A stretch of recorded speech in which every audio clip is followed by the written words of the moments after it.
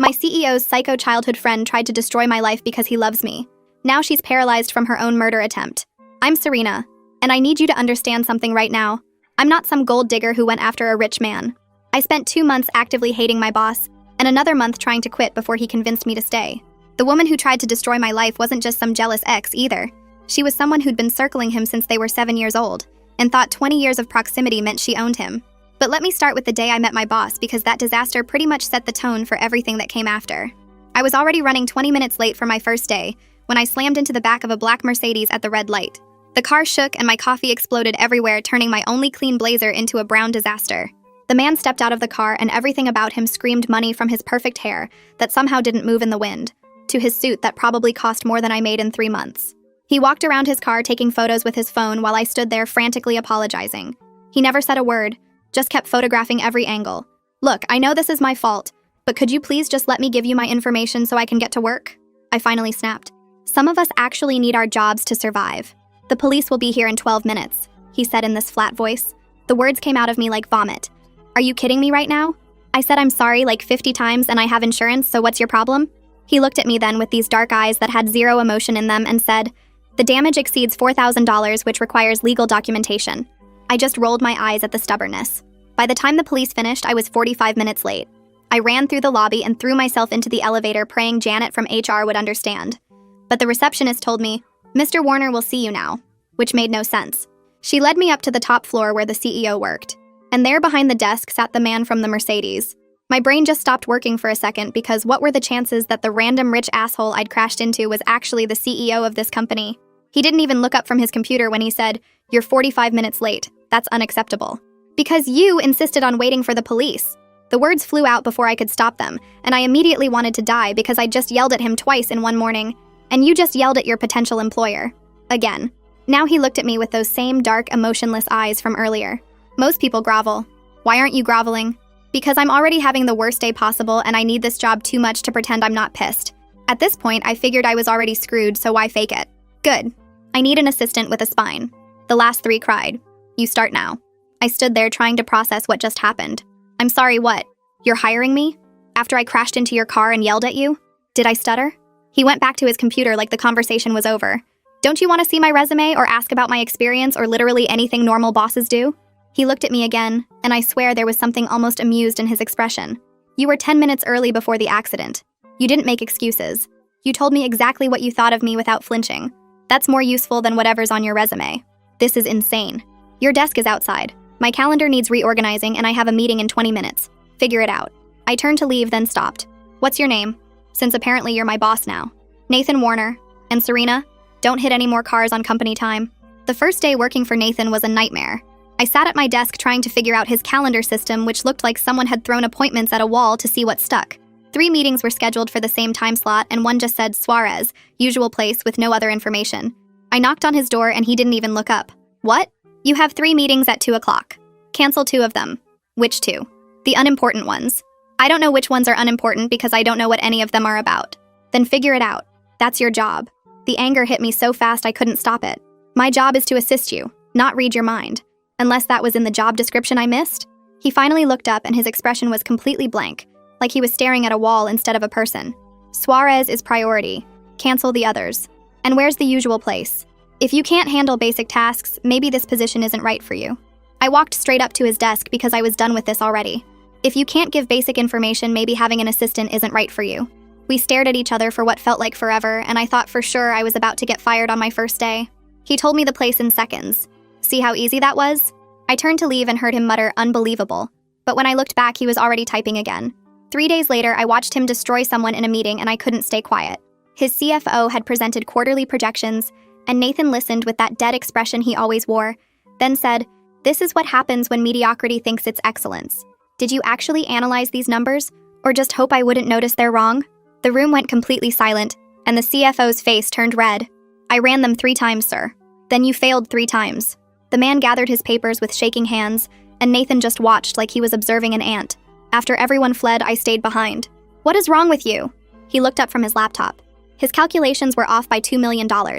So tell him to fix it. Don't destroy his entire career in 1 sentence. Nathan tilted his head slightly. He should be grateful I'm only questioning his competence and not his integrity. You think that's better? You basically called him stupid and worthless. I called his work inadequate because it was. You're unbelievable. Do you actually not understand how cruel that was? Or do you just enjoy watching people feel small? He stood up and walked around his desk, stopping way too close to me. I don't pay people to have feelings. I pay them to be competent. You pay them to be human beings doing a job, not machines programmed for perfection. If they want comfort, they can work somewhere else. If you want robots, you should buy a factory. We were practically nose to nose now, and I could see something flash in his eyes that might have been anger or might have been something else entirely.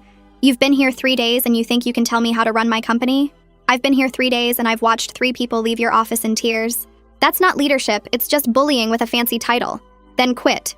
The words hung between us, and I realized he was testing me, waiting to see if I'd back down like everyone else. No. Someone needs to tell you when you're being a monster. Apparently that's part of my job now too. He stepped back and returned to his desk. The CFO's reports are due by 5. Make sure he knows that. A month into working for Nathan, and I'd figured out how to survive him. He'd walk past my desk at exactly 7 o'clock every morning, and I'd already have his schedule printed because he refused to look at screens before his first meeting. He'd make that little huffing sound when someone was wasting his time, and I'd interrupt with a fake emergency call. I'd learned that when he got too quiet during meetings, it meant he was about to destroy someone, so I'd jump in with questions to redirect his attention. The weird thing was, he'd started to actually listen when I told him he was being horrible. Not always, but enough that 2 out of 3 people had stopped crying in his office every day. That Wednesday, I was forwarding contracts when Nathan came out of his office and stood behind my desk reading over my shoulder. He did this sometimes, like personal space wasn't a thing that existed. You changed the meeting order, he said, looking at tomorrow's schedule. Because you always get irritated after talking to Bowman and then you take it out on whoever's next. So I put the intern presentations after lunch instead. He stayed quiet for so long I thought he was mad. But then he said, "That's actually intelligent." Coming from Nathan, that was basically a declaration of love. Did you just compliment me? Should I call a doctor? I spun my chair to face him, and he was standing close enough that I had to look up. "Don't get used to it," he said. But his mouth did that thing where it almost turned into a smile. "The Jenkins contract needs to be filed before noon." Already done. Also responded to the 14 emails you've been ignoring from marketing and told them you'll review their proposal when they submit something that doesn't look like a 3rd grader made it. I didn't tell you to say that. No, but that's what you were thinking, and they need to know their work isn't good enough without you making someone cry about it. He leaned against my desk, which was the most relaxed I'd ever seen him at work. "You're rewriting my emails now? I'm translating them from robot to human. You should pay me extra for that. You want a raise for doing your job? I want a raise for teaching you how to act like a person. That's way harder than managing your calendar." He actually almost laughed, but the elevator dinged at that exact time. A blonde woman stepped out looking like she'd been dipped in money. She was dressed in designer clothes from head to toe, and walked like everyone was beneath her. She walked straight past me like I was furniture, and Nathan's whole body went rigid. "Victoria," he said, and his voice went back to that flat tone I hadn't heard in weeks. "Nathan, darling, you've been ignoring my calls," she said, running her hand down his chest. He stepped back, but she followed, maintaining contact. "I've been busy," he said, removing her hand, but she just laughed and moved closer. "Too busy for me? We both know that's not true. Daddy wants you at the house for dinner this weekend. He has a proposal he wants to discuss, and I have a new dress I want you to see me in." She pressed against him, and I felt something twist in my stomach that definitely wasn't jealousy, because that would be insane. Nathan looked uncomfortable in a way I'd never seen before, like he didn't know how to handle her. "I'll check my schedule," he said, trying to put space between them, but his desk was behind him. "Don't be silly. You never miss our family dinners. We've been doing them for 20 years. That's when she finally noticed me sitting at my desk and her eyes went cold. "Is this your new secretary?" She said secretary like it was a synonym for trash executive assistant, Nathan corrected, and I was shocked he bothered. "How quaint. I heard you hired the girl who crashed into your car." Daddy couldn't believe it when I told him. "We had a good laugh about your charity case." She looked at me with this smirk that made me want to throw something at her perfect face. Though I suppose someone from her background would do anything to keep a job like this. What's that supposed to mean? I stood up because I was done being looked at like I was nothing. Victoria laughed, and it sounded like nails on glass. "Oh, she speaks. Nathan, you really should train your staff better. It's inappropriate for the help to insert themselves into private conversations." The word help hit exactly how she wanted it to. "I'm not the help. I'm his assistant. And you don't have an appointment, so technically you're the one being inappropriate." She turned to Nathan with this pouty expression that probably worked on every other man in existence. "Are you going to let her talk to me like that? You know how sensitive I am." Nathan moved away from his desk and stood between us, which shocked me. "Serena's right. You don't have an appointment. And she's not a charity case. She's the most competent assistant I've had." Victoria's face went red. "You're defending her? Over me? She's my employee and you're being disrespectful in my office. I think you should leave." Nathan's voice was colder than I'd ever heard it, and Victoria looked like he'd slapped her. This is because of her, isn't it? She's turned you against me. I don't know what she's doing for you, but I could do it better. The implication in her voice made me want to gag. Nathan walked to his door and held it open. Victoria, leave, now. After Victoria left, Nathan stood there for a moment, still holding his office door open, like he couldn't quite believe what had just happened. I went back to my computer trying to process the fact that he'd actually defended me.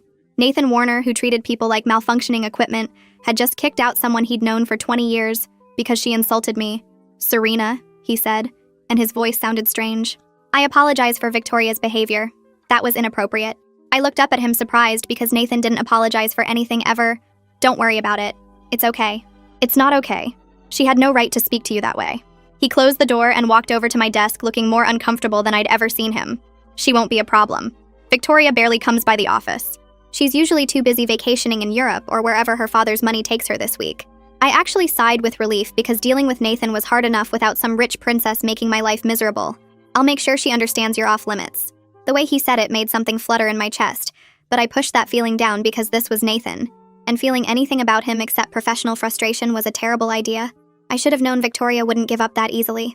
3 days of peace was all I got before she showed up again right before Nathan's biggest client meeting of the month. I was carrying contracts to the conference room when she stepped out of the elevator looking like she'd walked off a runway. "Oh, good you're here," she said with that fake sweet voice that irked me. "Could you refill my coffee? I'm almost out." I knew she was baiting me, but I had work to do. "There's a coffee machine in the break room," I said, walking past her, but she followed me down the hall. "That's not very professional. When Nathan and I were together, I never had to get my own coffee." "You were together?" I stopped walking because this was news to me. Victoria smiled like she'd won something.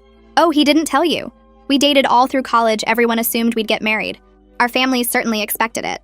My stomach did this weird, uncomfortable thing, but I kept my face neutral. "Well, you're not together now, and I have actual work to do." I turned to keep walking and felt liquid splash across my back. Coffee soaked through my white blouse, and I gasped at the temperature. "Oh no!" Victoria's voice was loud enough that several people stuck their heads out of offices. "I'm so clumsy. Though you really shouldn't stop suddenly in hallways." My shirt was completely see-through now and sticking to my skin. The conference room was going to be full of clients who'd be here any minute, and I looked like I'd been in a wet t-shirt contest. "You did that on purpose," I said, and my voice shook with anger. "Prove it," she whispered. Then louder said, "You should really go change. Oh wait, you probably don't have extra clothes here, do you? People like you usually don't think ahead." Nathan came out of his office and took in the scene. Me soaked and shaking with rage, Victoria standing there looking innocent, and half the office watching. Without saying a word, he walked back into his office and came out with his suit jacket. "Put this on," he said quietly. And when I didn't move because I was still in shock, he stepped closer and draped it over my shoulders himself. "Victoria, leave. Now." His voice was ice. "Nathan, I said it was an accident. I don't care. Get out." She looked between us and her face went hard. "This isn't over," she said to me quietly before leaving. The jacket was warm and smelled expensive and safe. Nathan's hand was still on my shoulder, and I realized the entire office was staring. "I need to change," I said. "Take the rest of the day off." "But the meeting, I'll handle it. Go home, Serena." I wanted to argue, but I was embarrassed, so I just nodded. The next morning, I found my landlord, Mr. Duncan, waiting outside my apartment door. He had that look people get when they're about to deliver bad news. "Ms. Caldwell, we need to discuss your lease violations." "What violations?" "Noise complaints, unauthorized pets, running a business from your apartment. I'm starting eviction proceedings." I knew this was complete bullshit because none of my neighbors had ever complained about me, and I didn't do anything he was accusing me of. I immediately felt the rage from yesterday come flooding back because I knew Victoria was the one behind this. "How much did she pay you?" I asked bluntly. His face went red. "I don't know what you're implying, but I have legitimate complaints." "Show me them. Written complaints with signatures, or this conversation is over." He fumbled with his folder, and I knew I had him. "They were verbal." "So you're trying to evict me based on nothing?" "That's illegal, Mr. Duncan." I pulled out my phone and started recording. "For the record, I'm requesting written documentation of these alleged violations. If you proceed without proper documentation, I'll be contacting a lawyer and the housing authority." He stared at my phone, then practically ran down the hallway muttering about reviewing the situation. I stood there shaking because I couldn't actually afford a lawyer, but at least I'd won this round. If that wasn't enough from Victoria, she started getting my car towed, a ploy to get me fired. Each time cost me $150. I didn't have plus Uber fees that were eating through my savings. By the third time I walked into the office 40 minutes late, Nathan was standing by my desk with that expression that made people cry. I never thought he would make that face towards me. "You're late," he said flatly. My car got towed. Again. "That's not my problem. The Suarez contracts needed to be filed an hour ago. I'll do them right now." "They're already done." I I had to do them myself. Your job is to handle these things so I don't have to. My hands were shaking as I sat at my desk, and when I started typing up meeting notes, I made 3 typos in the first paragraph. Nathan noticed immediately. "This is unacceptable," he said, dropping the paper on my desk. "Your work quality has declined significantly this week. You've been late 3 times, and now you're making mistakes a high school intern wouldn't make." The frustration and exhaustion hit me all at once. Victoria was winning. "I'm trying my best here, Nathan. I'll fix it, I promise." "I already have. My driver will pick you up every morning starting tomorrow." I stared at him. "That's weird and inappropriate. It's practical. You being late affects my schedule. I'm not getting in a car with your driver every day. That's your only option unless you want to find another job. Your performance this week has been subpar, and I'm offering a solution. Take it or clean out your desk." The threat was real, and we both knew I couldn't afford to lose this job. The next morning, a black town car was waiting outside, and I felt ridiculous climbing in like some kind of executive. Then I saw Nathan in the back seat and nearly backed right out. "What are you doing here?" "It's my car," he said, not looking up from his phone. "You didn't say you'd be here." "I'm not making 2 trips, sit down. We're going to be late." The first ride was 20 minutes of complete silence. I tried once to make conversation. "Traffic's not too bad this morning," I said, and he just looked at me like I'd spoken in a foreign language before returning to his phone. I spent the rest of the ride staring out the window, feeling like an idiot. The second morning was worse because I was hyper-aware of everything. How he smelled like expensive cologne. How his knee was inches from mine. How his fingers moved across his phone screen with this practiced efficiency. I tried again with small talk. "Thanks for this. The ride, I mean." He made a sound that might have been acknowledgement but didn't look up. "Do you always work during your commute?" "Yes." That was it. 1 word. I gave up and pulled out my own phone. The third morning I came prepared. I'd made a list of work topics that actually needed discussing.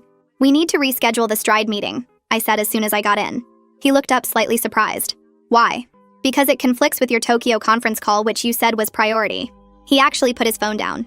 "When do you suggest?" "Thursday at 2. Stride's assistant confirmed he's free." "Fine. Make it happen." It wasn't exactly conversation, but it was progress. By the 5th ride, things were looking up. I'd update him on schedule changes, and he'd actually respond with more than 1 word. By the 2nd week, I felt brave enough to be myself again. "You know, you could try saying good morning like a normal person," I said one day when I got in. "Good morning," he said flatly. "See? How painful was that?" Excruciating. But his mouth did that tiny, almost smile thing. By the 3rd week, the rides were the best part of my day because we actually talked now. That terrified me. One morning, I was complaining about my student loans when Nathan said, "You went to a good school." "Yeah, well, good schools come with good debt. 20 more years of payments unless I win the lottery." "Why didn't you go to a community college first?" "Because I was 18 and stupid and thought I was too smart for community college. Turns out I was just too arrogant." He was quiet for a moment, then said, "I was 22 when I started my first company. Lost everything in 6 months." I turned to look at him because Nathan never talked about failure. "What happened?" "I thought being smart was enough. Turns out knowing how to code doesn't mean knowing how to run a business. I didn't sleep for 3 days trying to save it." His voice was flat, but his knuckles were white where he gripped his phone. "That must have been horrible," I said, and meant it. "My father called it a valuable learning experience. Then he bought the assets for pennies and made $5 million off my mistakes. The casual cruelty of it made my chest hurt. Your dad sounds like a real gem. He taught me that emotions are expensive. That's the worst lesson I've ever heard." He looked at me, then really looked at me. "What did your parents teach you?" "My mom taught me that mac and cheese counts as a vegetable if you put enough hope in it," I said, and his mouth twitched. "When I got this job, she literally did a victory dance in our kitchen, full choreography. Nearly broke her hip." He actually almost laughed. "Your mother sounds interesting. She'd probably adopt you. She has a thing for strays who need feeding." "I don't need feeding. Nathan, you forget to eat lunch every single day." "I don't forget. I prioritize." That's the saddest thing I've ever heard. The problem was every morning it got harder to pretend I didn't feel something when he looked at me. When our knees accidentally touched, I felt it for hours. When he handed me coffee, he'd started buying for me without asking. I wanted to read meaning into it. Victoria was trying to destroy my life. And here I was falling for someone who would never see me as more than an employee who happened to be good at calling him out on his bullshit. The dread that came with that realization was almost worse than everything Victoria had done, because at least with her I could fight back. With these feelings, I was completely helpless. That helpless feeling followed me home that day. I climbed the stairs to my apartment, still replaying the morning's car ride and Nathan's almost smile. Then I reached my floor and stopped. My apartment door was slightly open. I pushed it wider with my foot and my entire body went cold. Everything was destroyed. My couch was flipped and slashed open with stuffing everywhere. Red spray paint covered the walls with horror and "Know Your Place" and "He's Mine" in huge dripping letters. My clothes were cut into pieces and thrown around like confetti. Every dish I owned was smashed in the kitchen. The photo of my mom and me at my graduation was in pieces with what looked like heel marks through the glass. My hands shook as I pulled out my phone and without thinking I called Nathan. Not the police, not my super. Nathan. He answered on the first ring. Serena, did you leave something in the car? Someone broke into my apartment, I said, and my voice sounded weird and distant. Get out. Right now. Go to the hallway. I heard keys jingling on his end. I'm coming. Don't go back inside. He was there in 15 minutes. He took one look at my face and then walked past me into the apartment. His expression went from controlled to murderous as he saw the damage. Pack a bag, he said. What? You're not staying here. Pack what you need. Nathan, I can't just... Yes, you can. Pack a bag or I'll pack it for you.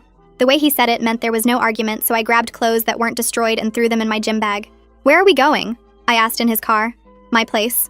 That's inappropriate. I'll get a hotel. With what money? He was right, and I hated it. This is Victoria, isn't it? I said, and it wasn't really a question. Yes. His hands were white on the steering wheel. We need to call the police. Tomorrow. Tonight you need somewhere safe to sleep. His apartment was all black and chrome and windows overlooking the city. Beautiful and cold like him. Or like I used to think he was. Guest room is down the hall, he said, putting my bag down. There are towels in the bathroom. Use whatever you need. He turned to go to what I assumed was his room, and I grabbed his arm without thinking. Thank you, I said, and he looked down at where I was touching him like he couldn't quite process it. She won't touch you here, he said quietly, then walked away. I couldn't sleep. Every time I closed my eyes, I saw those words on my walls and imagined Victoria in my space touching my things. Around 3 a.m, I gave up and went out to find water. Light was coming from down another hallway, and I found Nathan in a home office typing on his laptop. He looked completely different in sweats and a t-shirt with his hair all messy human. Vulnerable even. Can't sleep either? He asked without looking up. Every time I close my eyes, I see my apartment. I sat in the chair across from his desk. I'm sorry, he said, and he looked it. This is my fault. I should have handled Victoria years ago. Why didn't you? He was quiet for so long I thought he wouldn't answer. Her father owns 30% of my company. She knows things about my early deals that weren't entirely legal. Nothing major but enough to cause problems. I thought if I just ignored her, she'd get bored. Instead, she escalated to breaking and entering and destruction of property, I said, and he actually flinched. I'll pay for everything to be replaced. I don't want your money, Nathan. I want her to stop. She will. I'll make sure of it. The way he said it was different from his usual cold certainty. This was personal. Why do you care so much? I asked before I could stop myself. He looked at me for a long time, then said, I'm just worried about you. We talked until the sun came up. He told me about growing up with Victoria, always there, always pushing boundaries. I told him about feeling like I was drowning, trying to keep up with everything. At some point, I made coffee and we moved to his living room, sitting on opposite ends of his probably $10,000 couch. You look different like this, I said as morning light filled the room. Like what? Human. He almost smiled. You should get some sleep, he said, but neither of us moved. I must have dozed off eventually because I woke up to voices. Nathan's shirt was soft and smelled like him, and I was confused until I remembered I'd changed into it without thinking. I almost moved to sniff it, but then I saw Victoria standing in the living room with a key in her hand, staring at me like she wanted to commit murder. What is she doing here? In your shirt? Victoria's voice went shrill and her perfect face twisted into something ugly. I stood up from the couch still groggy, but anger woke me up fast. You destroyed my apartment, I said, and my voice was steadier than I expected. You broke in and destroyed everything I own. Victoria's expression shifted to fake confusion. I have no idea what you're talking about. Are you feeling okay? Maybe the stress of trying to keep up with Nathan's world is getting to you. Cut the act, Victoria. We both know you did it. The spray paint calling me a whore? Saying he's yours? That's exactly your style of psycho. She stepped closer and I could smell her expensive perfume mixed with something bitter like rage. You can't prove anything. And making accusations without evidence? That's called slander. Daddy's lawyers would eat you alive. Nathan walked in from the kitchen and positioned himself between us. How did you get in here, Victoria? His voice was controlled, but I could hear the anger underneath. She held up a key with a little smile. You gave me this years ago, remember? When we were together? You never asked for it back. We were never together. You decided we were, and I was too young to know how to handle your delusions. Her face went red. Delusions? We were in love, Nathan. Before you decided to play with your little toys. She looked at me with disgust. First that marketing girl, then the lawyer, now this piece of trash. You always did like slumming it when you wanted to rebel. Don't talk about her like that, Nathan said, and there was something dangerous in his tone I'd never heard before. Victoria moved closer to him and tried to touch his face, but he caught her wrist. You're defending her? After everything we've been through? Our families built empires together. We're meant to be together. Everyone knows it. The only thing everyone knows is that you're unstable, I said, and probably should have kept my mouth shut, but I was done being quiet. You're so desperate for someone who clearly doesn't want you that you've turned into a stalker? It's pathetic. Victoria yanked her hand away from Nathan and spun to face me. You think you've won something here? You think wearing his shirt and sleeping in his apartment makes you special? I've known him since he was 7. I know every secret, every mistake, every dirty deal his company made to get where it is. Are you threatening me? Nathan asked, and his voice was deadly quiet. Victoria smiled, but it didn't reach her eyes. I'm reminding you that some relationships can't be broken. Your little assistant will figure out soon enough what you really are: cold, empty, incapable of real emotion. Or maybe I'll just make her life so miserable she runs away screaming.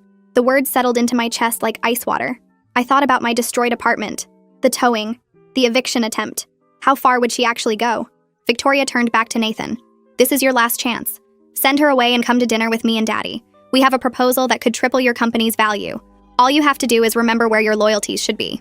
She walked toward the door, then paused. I'll give you 24 hours to think about it. After that, the offer expires and things get much worse for your little charity case. The door closed behind her with a soft click that somehow felt more threatening than a slam. Nathan stood there staring at the door with his hands clenched into fists. I could see him processing what to do next, but I was exhausted all over again. I need more sleep, I said, and walked to the guest room before he could respond. But I didn't sleep.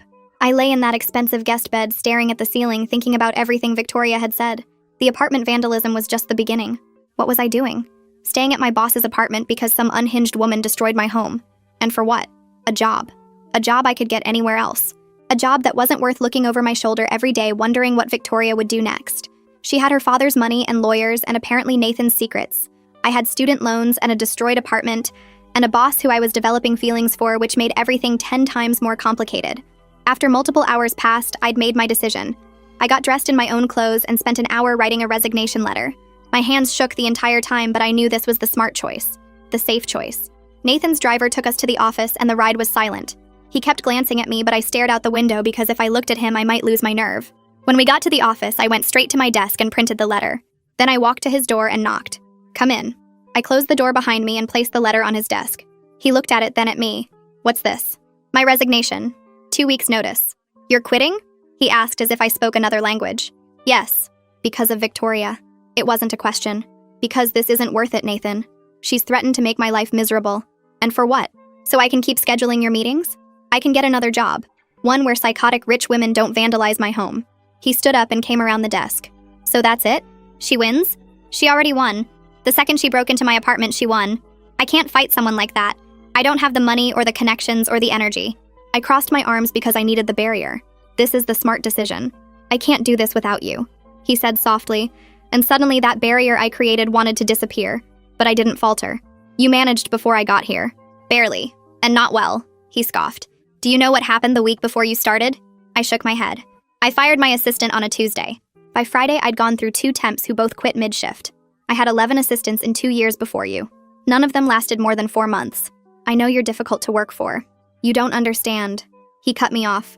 I had meetings scheduled over each other, forgot a board presentation, and told my CFO his work was garbage in front of the entire executive team. The company was running but barely. Then you showed up and yelled at me twice in one morning and somehow everything started working. Nathan, that's just basic organization. It's not just organization, Serena. It's not about learning my schedule or managing my emails.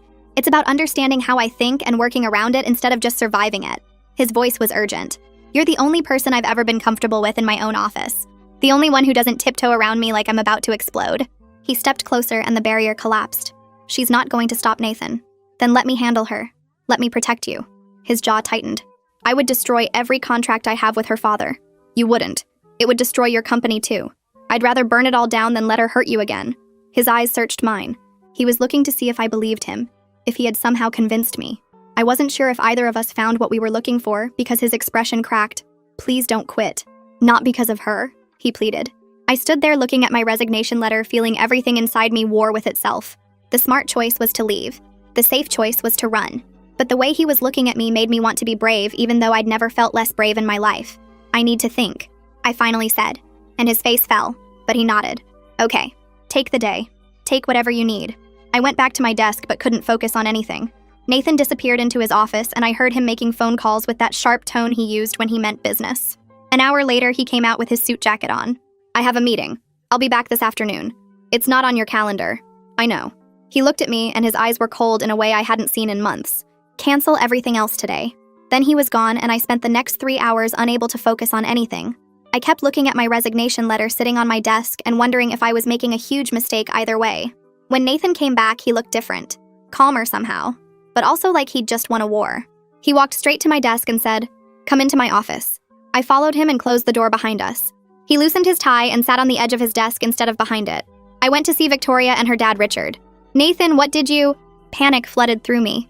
"Let me finish." He took a breath. I walked into his office and Victoria was there. I told them I had security footage of Victoria entering your building 40 minutes before the break-in. I have recordings of her threats. I have documentation of every single thing she's done to you. His jaw tightened. I told Richard that if Victoria so much as looked at you wrong again, I'd release every piece of dirt I have on his company. And I have a lot Serena offshore accounts, falsified shareholder reports, tax evasion schemes going back a decade. I stared at him in shock. You were sitting on all that? My father taught me to always have leverage. I just never cared enough to use it before. He looked annoyed at his next thoughts. Victoria tried to cry, tried to say she just wanted me to see you weren't right for me. I told her I didn't care what she wanted, that she was a delusional stalker who'd committed multiple crimes and I was done playing nice. What did her father say? He tried to bluff at first, said I wouldn't risk my own company. Nathan's mouth curved into something that wasn't quite a smile. So I put a document on his desk, a legally binding agreement I'd had drawn up that morning. Victoria leaves the country by Friday. She deletes your contact information. She never attempts contact with either of us again. If she violates any of those terms, I release everything and the SEC gets copies hand-delivered. He signed it? Not at first. So I told him I'd also been documenting every board meeting where he pushed illegal practices, that I had emails proving he knew exactly what his company was doing. Nathan's voice went flat. I told him I'd testify against him personally if it came to that. I'd burn my own company down if it meant taking his with it. He looked at me and his expression softened slightly. He signed. Victoria's leaving for London on Saturday. She won't be back. I made sure the contracts are ironclad. You really did all that? I told you I'd burn it down before I let her hurt you again. I meant it. He stood up and moved closer. You're safe now, Serena. She can't touch you anymore.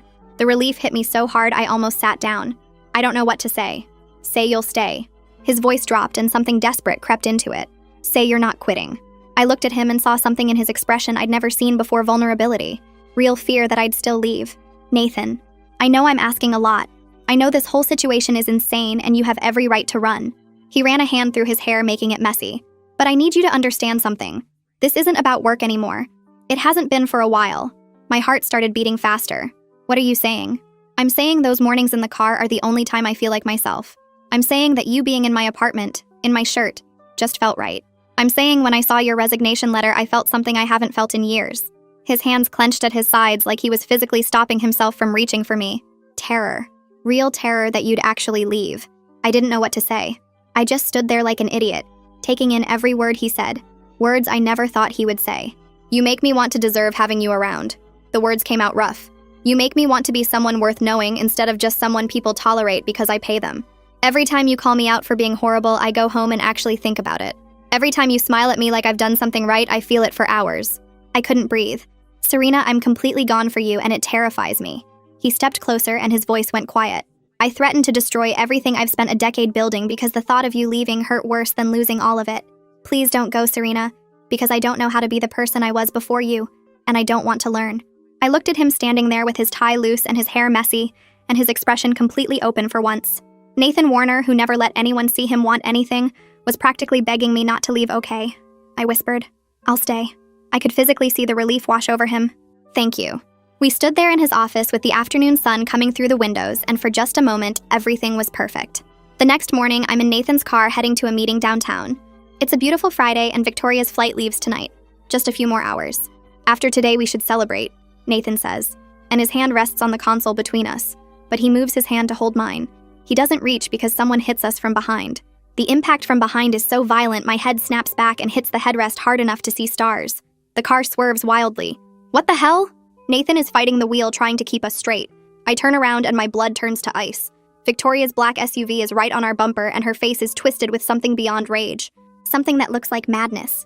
She slams into us again even harder and we shoot forward through the intersection. Nathan is gripping the wheel so hard his knuckles are white. She's going to kill us, I say, and my voice sounds strange and distant. I know. Nathan accelerates trying to get distance, but she matches our speed easily. Hold on to something. We're going 60 through a 30 zone now, and my hands are gripping the door handle so hard it hurts. Nathan is checking mirrors constantly, his jaw clenched tight. Victoria rams us from behind again, and the whole car shudders. I can hear metal scraping. Something in the trunk crumples. She pulls up beside us in the oncoming lane, and when I make the mistake of looking at her, I see her face clearly. Her makeup is smeared. Her hair is wild. Her eyes are completely unhinged.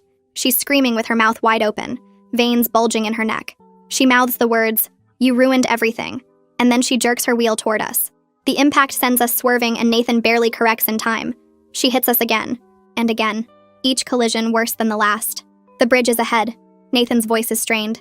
If we can just make it across, there's a police station on the other side. But something in my gut tells me the bridge is wrong, that we're running into a trap. But Victoria is right behind us, and there's nowhere else to go, and we're moving too fast to change direction now. We hit the bridge entrance going 90 miles an hour. The lanes narrow immediately. Concrete barriers rise up on both sides. No exits, no escape routes. Just 4 lanes stretching across the river with nowhere to go but forward. She accelerates and pulls up beside us again, matching our speed perfectly. When she looks at me again, she smiles, like she's genuinely having fun. It's the most terrifying thing I've ever seen. Then she slams into us with massive force. Our car hits the left barrier and sparks fly everywhere like fireworks. She's trying to push us over the edge. Nathan's voice is tight with real fear now, and that scares me more than anything because Nathan is never afraid. We're going over 100 miles an hour now, and I can see the city skyline spread out beyond the bridge. We're so impossibly high up, at least 15 stories above the river. If we go over the edge at this height, the fall alone would kill us before we even hit the water. "Nathan, I'm scared," I say, and tears are streaming down my face. "I don't want to die like this." "You're not going to die." He's fighting the wheel with everything he has, but I can see him losing control. "I won't let you." Victoria hits us again, and something in our car breaks with a sound like a gunshot. The steering wheel jerks hard to the left, and Nathan is fighting it with both hands, but it's not responding anymore. I can't control it. He's pulling the wheel with everything he has, but we're veering straight toward the barrier. "Serena, I can't." We slam into the barrier going over 100 miles an hour. The world becomes violence and noise and chaos. The barrier crumples under the force of the impact we're spinning, and I'm screaming Nathan's name over and over, but I can't even hear my own voice. The car crashes through the barrier completely, and suddenly we're airborne. Time does this horrible thing where it stretches out so I can see everything.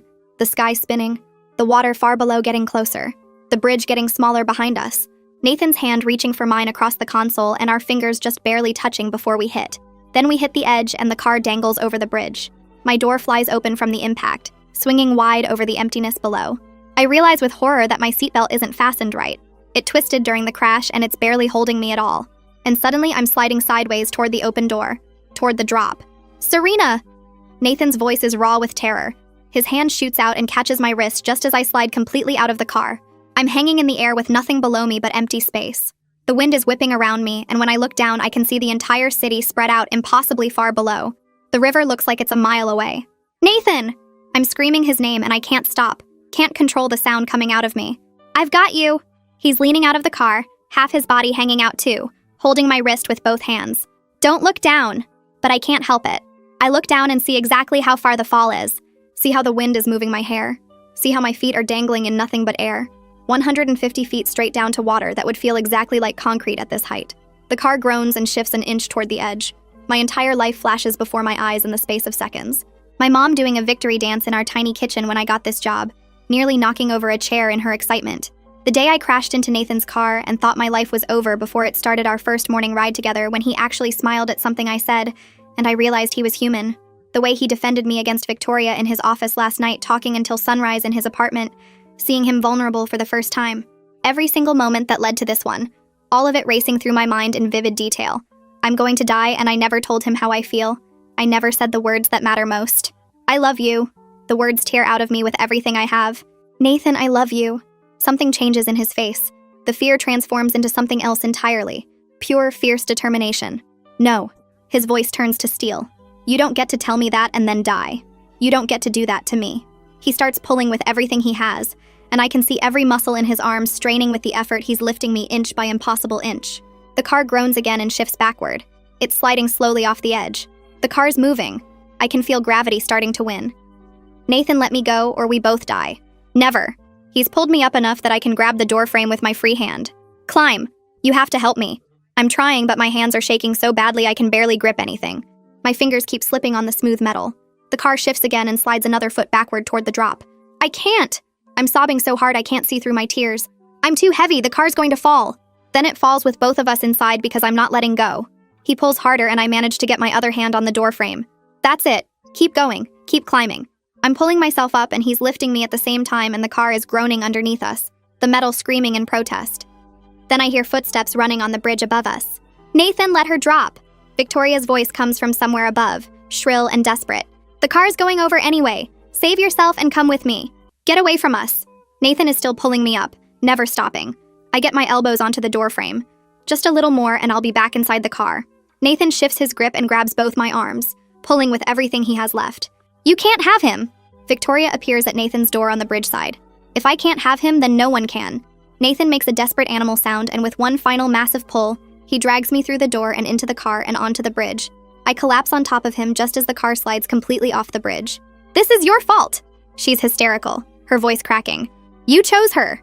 You chose wrong, and now look what happened! She backs away from the edge and disappears from view. For a second, I think she's leaving, that she's finally giving up. Then I hear an engine revving, getting louder.